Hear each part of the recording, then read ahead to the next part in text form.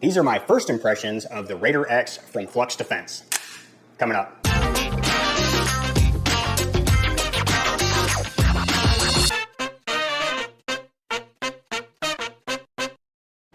So I just want to talk about some of my first impressions of the RaiderX from Flux Defense. In another video, we're going to go over my build and the parts that I used. But in this video, I just want to talk about my first impressions. So I've been wanting to get a RaiderX for over a year now. Finally, they changed their website to allow you to be notified when they're in stock.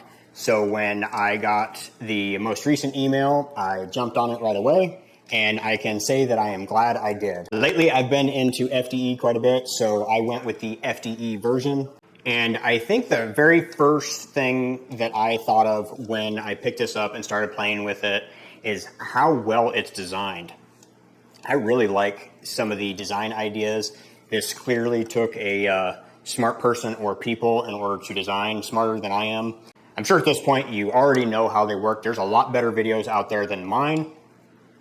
But you got this lever over here to extend the brace, or if you SBR it, you can put stock on it. You do have a safety on both sides,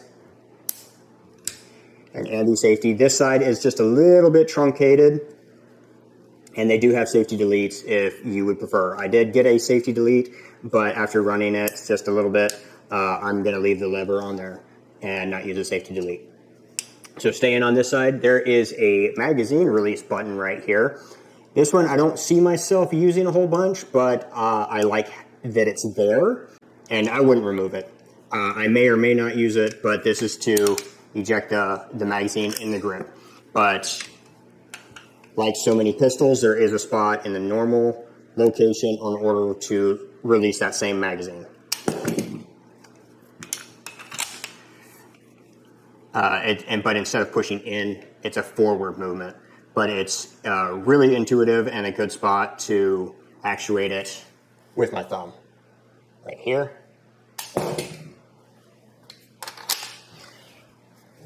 And then for the forward magazine, if you press it in just a little bit, it'll release the forward magazine. If you push it in all the way, it'll release both of them. So that you can do a very quick reload. So if you're wondering how the two magazines are flush, this is a 17 round magazine in the front, and this is a 21 round magazine in the rear. And that makes them quite flush. I only have one 21 round magazine as of right now. The P320 that I bought came with two 17 round magazines. So that is what I am running right now. I only have the 3 magazines at the moment. So I apologize. I don't really know all of what I should go over, but I do have 2 things that are, I guess, call them gripes. But I think that they're things that I can fix myself. Gripes might be a strong word. It's things that I noticed upon playing with it, and I put a few rounds through it, and so that's when I noticed the other one, is when I was shooting it. So the first thing that I noticed is actuating the safety with my thumb. If you notice right here on part of the frame, it comes to a pretty sharp point. And when I actuate the safety with my thumb, I can absolutely feel this point right here.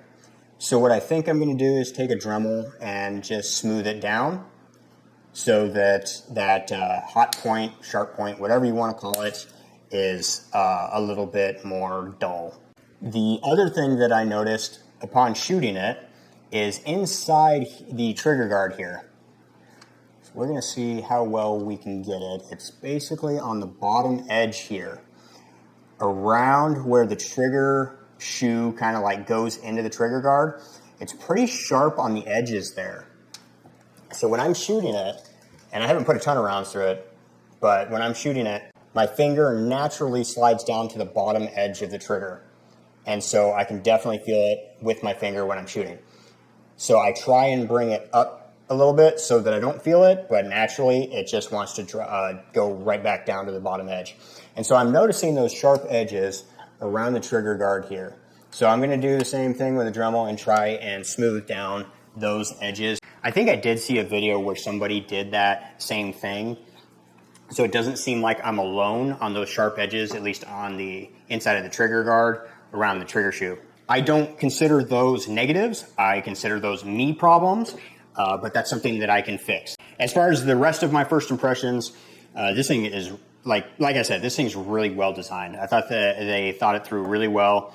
The fact that you can just, by grabbing the front button here and eject both magazines, that's really cool. They really thought this thing through. It's not easy to get the brace to go in at first, but I'm getting the hang of it.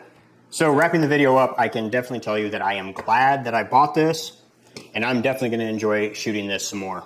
So if you're curious about the build and the things that I chose to use, go ahead and subscribe to the channel so that you can be notified when that video comes out. And I appreciate you coming by. Thanks for hanging out with me. And that's it for this video. We'll catch you on the next project. See ya.